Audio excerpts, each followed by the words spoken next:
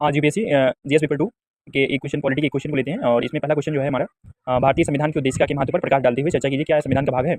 तो इसमें हमको लिखना है, कितने शब्द लिखना है? 200 शब्द लिखना है और मार्क्स कितने का? 12.5 मिनट, 12.5 नंबर का इसका एक क्वेश्चन का एक आंसर का मार्क। तो इसमें सबसे पहले हम लिखेंगे कि उद्देशिका है क्या?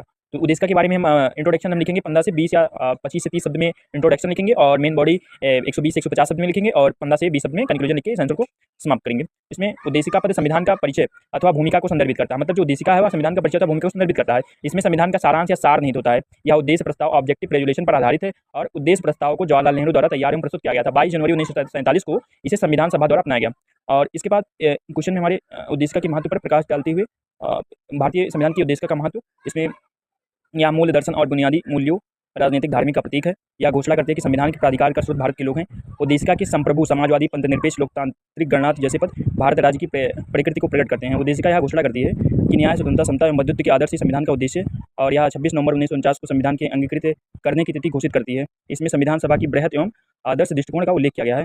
और क्या उद्देशिका संविधान का भाग है? तो इसमें सुप्रीम कोर्ट ने जो निर्णय दिए हैं उसके बारे में संक्षेप में लिखेंगे। सबसे पहला निर्णय है बेड़ूवारी संघ 1960 में। तो उच्चतम न्यायालय ने कहा कि संविधान का भाग नहीं है, क्योंकि उच्चतम न्यायालय ने यहाँ भी कहा कि उद्देशिका गैर न्यायोचित है, अर्थात मतलब गैर न्यायोचित के जैसे फंडामेंटल राइट है हमारा, तो इसको हम लोग डायरेक्ट सुप्रीम कोर्ट में चुनौती दे सकते हैं। जो हमारा डीपीएसपी है, राज्य के नीति तत्व है, उसको हम सुप्रीम कोर्ट में उसको न्यायालय में नहीं लेके जा सकते हैं। तो ये मतलब गैर न्यायोचित है और ये संविधान का भाग नहीं है। बेड़ूवारी संघ वाद 1960 में माना गया। उसके बाद केशवानंद भारती वाद 1973 में आया। उच्चतम न्यायालय ने पूर्व में दिए गए निर्णय को अस्वीकार कर दिया और यह निर्णय दिया कि उद्देशिका संविधान का भाग है। और न्यायालय ने अभी कहा कि संवैधानिक विधि का अत्यंत महत्वपूर्ण भाग है।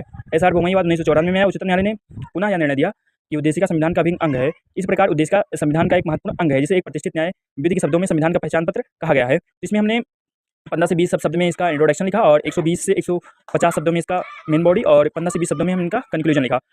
और इसमें हम जब हम कोई क्वेश्चन सॉल्व करते हैं तो उस क्वेश्चन को सॉल्व करते समय हमें क्वेश्चन का डिमांड क्या है, क्वेश्चन के डिमांड के अनुसार हमको लिखना है। और क्वेश्चन का डिमांड है 200 शब्द और हमारा अगर इस टाइप में हम लिखेंगे तो 200 शब्द आराम से कंप्लीट हो जा रहे हैं।